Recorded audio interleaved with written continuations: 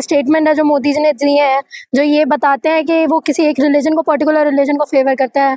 फिर महाकुंभ में हमारे प्रधानमंत्री का जाना है, गृह मंत्री का जाना, तो ये स्पेसिफाई कर रहा है ये चीज कि राष्ट्र को हिंदू राष्ट्र बनाने की दौड़ इतनी ज्यादा है कि कोई भी पीछे नहीं है पोजीशन होल्डर। और अब ये ध्वजारोहण के बाद आज जो आई गई है, तो सबसे बड़ी बात देखने वाली ये है कि क्या एक प्रधानमंत्री जो पूरे एक सेक्युलर कंट्री को रिप्रेजेंट करता है, जो एक डेमोक्रेटिक कंट्री का पीएम है, क्या उसको एक पर्टिकुलर कम्युनिटी को सपोर्ट करना चाहिए?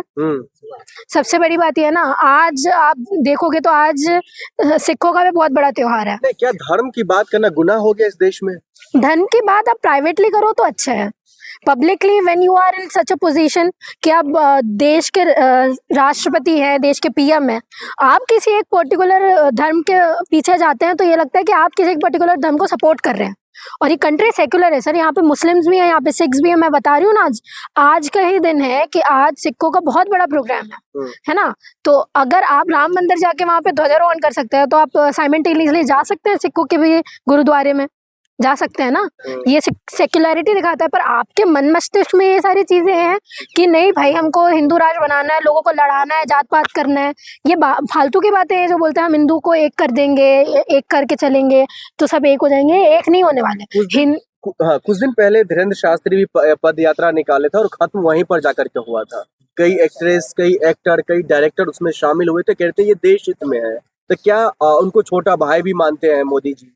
देखिए सर, सबसे बड़ी बात यह है कि कमाल की बात यह है कि जब हमारे देश के प्रधानमंत्री मनमोहन सिंह होते हैं, है ना, प्रेसिडेंट अब्दुल कलाम होते हैं, तब हिंदू खतरे में नहीं होता। ठीक है, आज जब सारे पोजीशन होल्डर हिंदू हैं, ठीक है, पीएम भी हिंदू, प्रेसिडेंट भी हिंदू, सब आपके गृह मंत्री भी हिंदू, सब कोई तो हिंदू ही है, तो फिर हिंदू खतरे में कैसे है? आप क्या कर रहे हैं फिर पोजीशन में आके? जब नहीं थे प्रधानमंत्री और प्रेसिडेंट हिंदू, तब हिंदू खतरे में नहीं थे। आज होने के बावजूद भी हिंदू खतरे में है।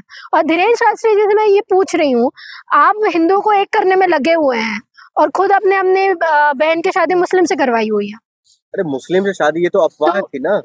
क्या ये तो अफवाह थी, उन्होंने मदद किया था उनकी शादी। नहीं, ऐसा नहीं। आप न्यूज जाके पढ़िए। और मैं ये भी बता दूं, अगर ये अफवाह भी निकल गई, ठीक है, तो आके उनको खुलम खुला बता देना चाहिए था मेरी बहन की शादी हुई है किससे। बोल देना चाहिए था ना किससे हुई है, क्योंकि ये एलिगेशन हम तो लगाने वाले हैं नहीं। मल्टीपल मीडिया रिपोर्ट्स का भी कहना ये है, बड़े बड़े मीडिया रिपोर्ट्स भी ये कहती हैं। तो धीरेन्द्र शास्त्री जी, और कमाल की बात है, 2 दिन में उनकी तबीयत भी, 2-3 दिन में तबीयत भी खराब हो जाती है। विचारधारा बढ़ रही है। आज देखिए ध्वजारोहण होकर के उनकी विचारधारा बढ़ रही है। गृह मंत्री, माफ कीजिएगा, वहाँ के मुख्यमंत्री वो कह रहे हैं हम एक स्टेप और ऊपर चढ़े, हिंदुत्व ऊपर चढ़ा है। अरे तो सारी पोजीशन आपके पास में है, इम्प्लीमेंट करने वाले आप, पार्लियामेंट में बिल्स लाने वाले आप, तो एक बार में कर देना चाहिए डिक्लेयर। हिंदू राष्ट्र क्यों नहीं कर रहे हैं?